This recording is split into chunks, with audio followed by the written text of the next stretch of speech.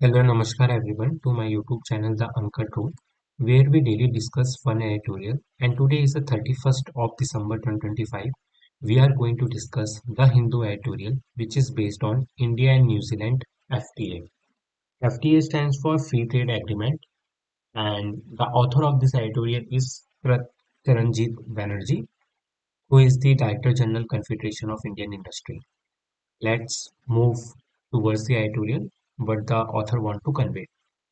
So, as we all know that recently India signed one FTA on 22nd of December with the New Zealand.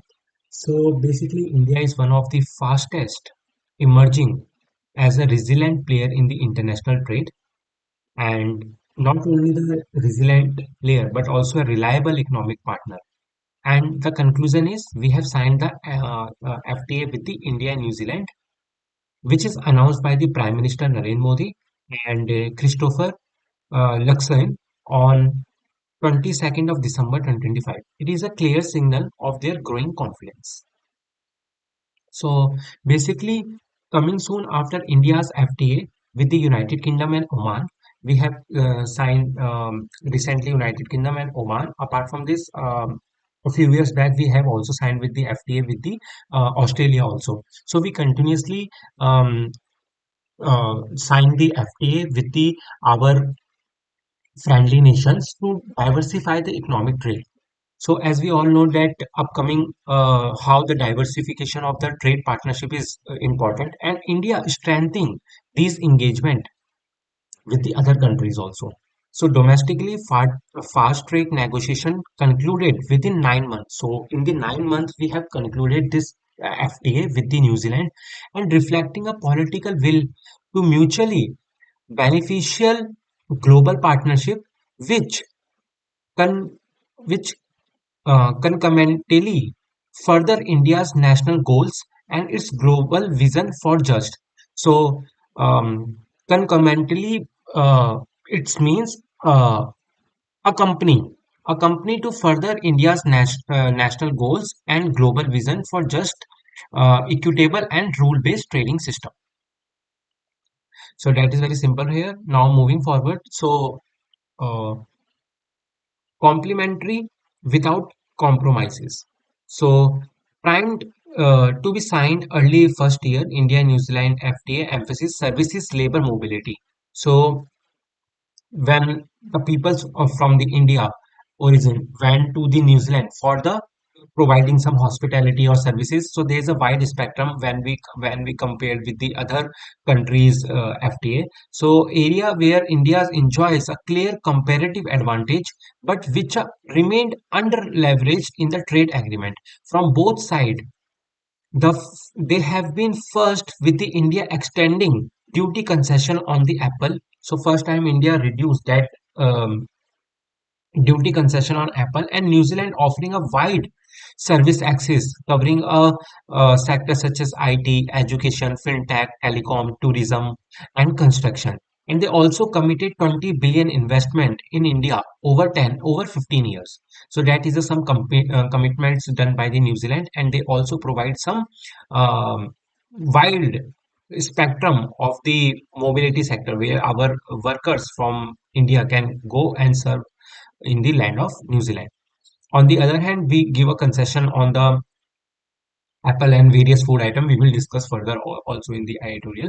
So, mobility provision for the skill provisions for IT, engineer, healthcare, education, post work opportunity for Indian student, post study work opportunity. They have also increased the um, part time, which is 20 hours in a week, is also there. So, these things are there. Same and high skilled workforce they needed. On the other hand, when we see New Zealand agreed to eliminate 100% tariff line. So basically, there is a no tariff, duty-free access to the all Indian exports. On the other hand, while India offers a 70% tariff lines, the reason behind is India excluded some items. As we know that New Zealand is a one of the top producer or a exporter of the dairy items, and the Indian dairy market is also very um, prominent, like a good scale, which also gives a very good contribution in our GDP. So if we open or give 100% tariff free to the New Zealand also, so there is high chances our farmers and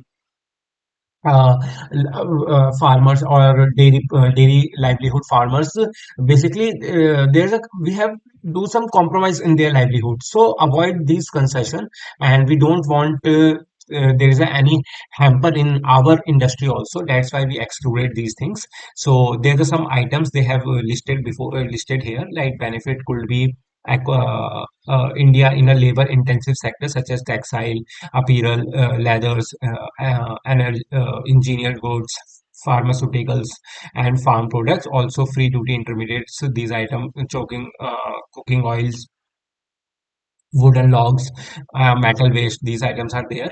On the other hand, when we compare with the China and European Union, so we do not provide India's pharmaceutical and healthcare sector giving an edge over competitors such as China and Indian European Union. It also be a reinforce India's growing global health as a partner. So I already told, and author also want to convey that India and New Zealand FTA is much more beneficial as compared to the other nation where we did the FTA. On the other hand, agriculture is a very sensitive market. I told, like India's livelihood is also there. So farmers we excluded on sorry we gives a technology transfer and agriculture technology collaboration on apple, kiwi fruit, and honey. On the other hand, we do not do a no duty concession on the dairy products, on dairy, sugar, spices, and the edible oils. So these, so here we do not apply a basically concession on these products. On the other hand, there are some challenges over optimal utilization.